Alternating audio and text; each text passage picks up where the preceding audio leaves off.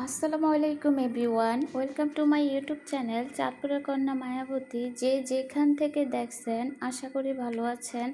আলহামদুলিল্লাহ আমিও ভালো আছি। তো আজকে সকালবেলা রুটি বানিয়ে মা মেয়ে মিলে নাস্তা করলাম।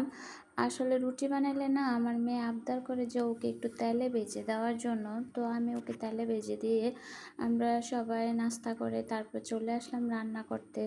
আজকে আর খুব বেশি একটা কিছু রান্না করব না, আজকে এক তরকারি রান্না করব, সেই সাথে 2 আইটেমের ভর্তা বানাবো আর কি। তো ফার্স্টে আমি কাসকি মাছটা একটু লবণ হলুদ দিয়ে একটু সিদ্ধ করে নিচ্ছি। এখন আবার আলুটা ভালো করে কষিয়ে তারপরে গরম পানি দিয়ে দিব। আপনারা এইভাবে কাসকি মাছ রান্না করে খেয়ে দেখতে পারেন, অনেক টেস্ট হয়। অনেকে আছে হাতে মাখিয়ে রান্না করে, কিন্তু আমি কখনো হাতে মাখিয়ে রান্না করি না। আমার কাছে এভাবেই বেশি ভালো লাগে, তাই আমি যতবার রান্না করি এভাবেই রান্না করি। তো আমার কাসকি মাছের তরকারিটা অনেকটা হয়ে গেছে। এখন আমি জিরা, তারপরে ধনিয়ার গুঁড়া এগুলো দিয়ে তারপরে আবার অনেকক্ষণ নাড়াচাড়া করে চুলার উপরে বসিয়ে তারপর আবার নামিয়ে নিব।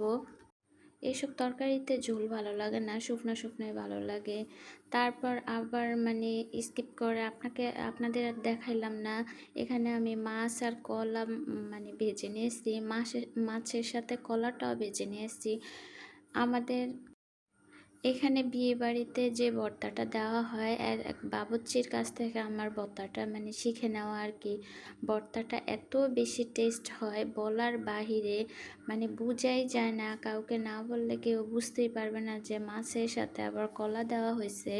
কলাটা অনেকে সিদ্ধ করে নেয়, কিন্তু ওই আঙ্কেলটা মাছের সাথে পুরা ভাজি করে নিছে, এ কারণে হয়তো এত টেস্ট হয়েছে।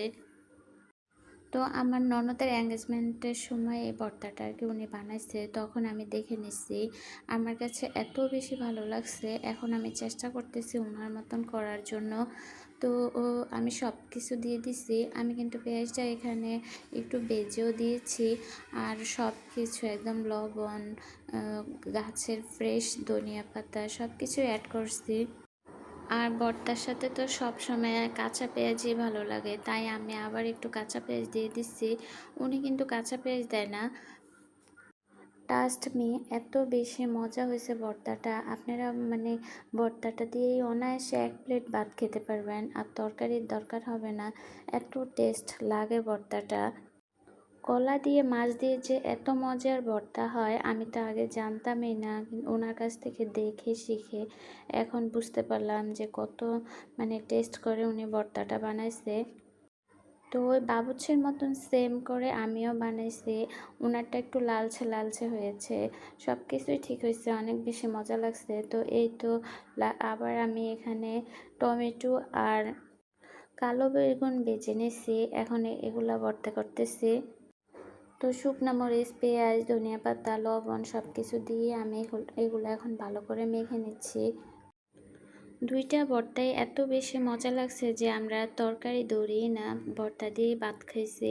তো সব শেষে আমি এখন সরিষার তেল দিয়ে দিব। আজকের এই পর্যন্তই। আপনারা যারা সবসময় আমার ভিডিও দেখেন তারা অবশ্যই লাইক এবং কমেন্ট করবেন, আর যারা নতুন নতুন আমার চ্যানেলে আসেন তারা অবশ্যই সাবস্ক্রাইব করে আমার পাশে থাকবেন। অনেকে আছেন পুরো ভিডিও দেখেন না, প্লিজ আপনারা সবাই পুরো ভিডিও দেখবেন, দেখে তারপরে অবশ্যই গঠনমূলক একটা কমেন্ট করে যাবেন। আপনাদের এক একটা কমেন্ট পড়তে আমার অনেক বেশি ভালো লাগে। আপনাদের এক একটা কমেন্ট পড়লে আমি অনেক উৎসাহ পাই, উৎসাহ পেয়ে আরও নতুন নতুন ভিডিও দিব ইনশাআল্লাহ।